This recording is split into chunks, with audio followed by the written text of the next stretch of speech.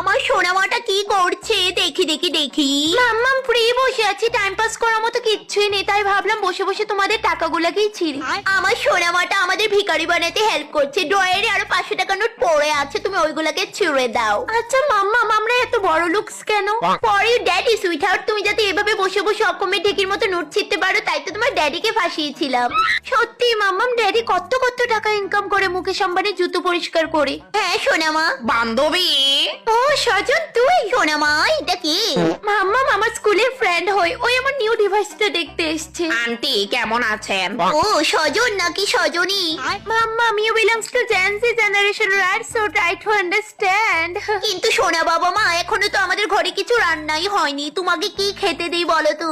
মাম্মাম যে কোনো কিছু একটা বানিয়ে দিয়ে দাও না, ও কুচবে খেয়ে নেবে, যাও। আচ্ছা তাহলে কুমড়োর ছক্কা বানাচ্ছি, খাবে তো সোনা বাবা মা? হ্যাঁ আন্টি বানাও, আমার ফেভারিট। তোমরা দুই বান্ধবী মিলে গল্প করো তৎক্ষণাৎ। তো আমি বানাবো কুমড়োর ছক্কা। এই প্রথম আমি মাটিতে পা রাখলাম, খুব অকওয়ার্ড লাগছে। তো আমি পাড়া দিয়েছি প্রিন্সেসের ড্যাডির বাপের 10 কানি জমিতে। স্বাদের কুমড়া বানাইলো মুড়ি বৈরাগী। এই কুমড়াটাও কিন্তু বড়লুক্স কুমড়া। তো প্রথমে আমি এই বড়লুক্স কুমড়াটাকে ধুয়ে নেব, তারপর যেটুকু পরিমাণ আমার লাগবে সেটুকু নিয়ে নেব।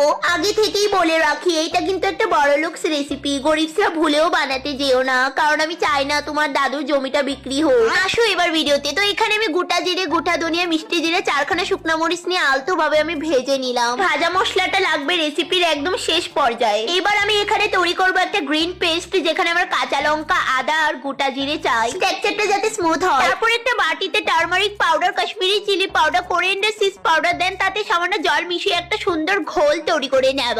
তো দেখো এখানে আমার সবকিছু রেডি করা হয়ে গেছে, এবার সুন্দর মতো রান্নাটা বসিয়ে দাও। ও হ্যাঁ, তোমরা তো জানোই শাউট আউট ছাড়া আমার পুরো ভিডিওটাই নিরামিষ লাগে, তো আমি এখন শাউট আউট দিতে যাচ্ছি। তো আগের ভিডিওতে ফারজানা সোনামা কমেন্ট করে বলেছে রান্না করতে যার আলসি লাগবে, খাইতেও তার আলসি লাগবে। হ্যাঁ একদমই তাই, এখানে ভুল কিচ্ছুই বলা হয়নি। তো চলো এবার। ও হ্যাঁ ওয়েট, তোমাদেরকে তো একটা ব্যাড নিউজ দেওয়াই হয়। আমাদের অকমের ঢেকে প্রিন্সেস আবারও আমাদের সম্পত্তি ধ্বংস করে একটা নতুন ডিভাইস নিয়েছে। ইদানিং প্রিন্সেস অনেকটাই হেল্প করছে আমাদের ভিখারি হতে। ওর ফেসের রিয়াকশন দেখে এরকম লাগছে না যেন ও নিজের টাকাতেই কিনেছে। না না, আমাদের গলাতে ছুরি বসিয়ে নিয়েছে এটা। আমাদের দামড়ি প্রিন্সেসকে কংগ্রেচুলেশন জানিয়ে দিও। আশা করি তোমরা একদিন নিশ্চয়ই আমাদের ফুটপাতে দেখতে পাবে। আবারও ফিরে আসি রেসিপিতে। তো এখানে আমি দিচ্ছি হিং পাউডার, তারপরে এখানে এই ছোলাগুলো আমি অনেক বছর আগে ভিজিয়ে রেখেছিলাম, এগুলোকে দিয়ে দেব।